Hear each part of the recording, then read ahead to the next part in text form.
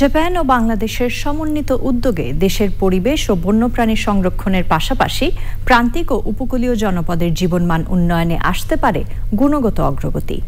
রাজধানীতে প্রকৃতি ও জীবন ফাউন্ডেশন এবং জাপান পরিবেশ শিক্ষা ফোরামের নীতি নির্ধারকদের আলোচনায় সংকটে থাকা সভ্যতা রক্ষায় পরিবেশ বান্ধব ও সময় উপযোগী উদ্যোগে গুরুত্ব আরোপ করেন প্রকৃতি বন্ধু বীর মুক্তিযোদ্ধা মুকিত মজুমদার বাবু। আলিম আল রাজির রিপোর্ট। সভ্যতার চাকা যত ঘুরছে তার সাথে পাল্লা দিয়ে বৃদ্ধি পাচ্ছে দখল, দূষণ আর প্রকৃতি ধ্বংসের নানা পায়তারা। অনিয়ন্ত্রিত লোভ আর অদূরদর্শিতায় পুরো সভ্যতা যখন হুমকিতে, তখন নিরাপদ ধরিত্রী বিনির্মাণের অগ্রযাত্রায় জাপান পরিবেশ শিক্ষা ফোরাম এবং প্রকৃতি ও জীবন ফাউন্ডেশনের যৌথ কর্মপরিকল্পনা। রাজধানীর প্রকৃতি ও জীবন ফাউন্ডেশনে দ্বিপক্ষীয় বৈঠকে প্রান্তিক জনপদের শিক্ষা সম্প্রসারণ, পরিবেশ বান্ধব জীবনযাত্রা, জলবায়ু সহনশীল উন্নয়ন নিশ্চিতে জোর দেন প্রতিনিধিরা। আপনারাও বাংলাদেশে নানা রকম কাজ করতেছেন, এই জন্য আমরা অবশ্যই একসাথে বাংলাদেশের জন্য কাজ করতে পারবো সেটা মনে করি। 具体的に何ができるかということを今後皆さんと一緒に考えていきたいなと。できることがあればぜひやりたいと思ってます。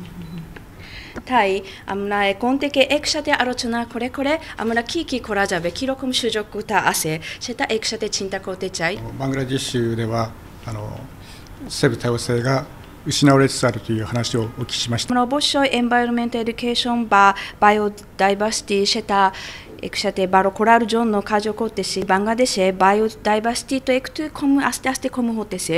生物文化多様性という言葉はこれは2010年の পরিবেশ রক্ষা করার জন্য কাজ, সেটা খুবই গুরুত্বপূর্ণ। অবশ্যই আমরা একসাথে সুন্দর কাজ করতে পারবো সেটা মনে করতেছি।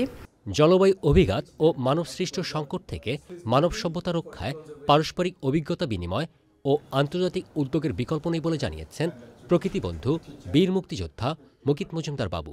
তারা আমাদের সাথে কিভাবে একসাথে কাজ করতে পারে, তাদের এক্সপিরিয়েন্সটা কিভাবে শেয়ার করতে পারে।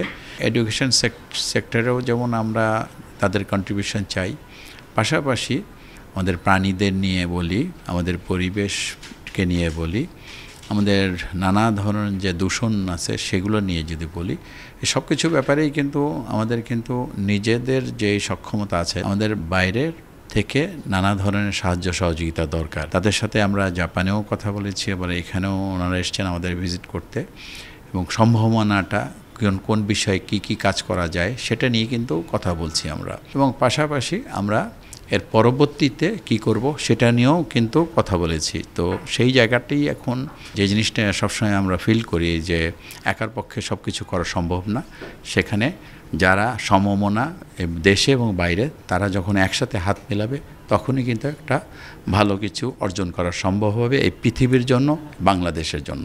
এর আগে 2023 সালে টোকিওতে আয়োজিত আলোচনায় সুন্দরবন সহ বাংলাদেশের উপকূলীয় অঞ্চলে শিশুদের পরিবেশ শিক্ষায় একসাথে কাজ করতে সম্মত হয় জাপান পরিবেশ শিক্ষা ফোরাম এবং প্রকৃতি ও জীবন ফাউন্ডেশন। আলিম আল রাজি, চ্যানেল আই, ঢাকা।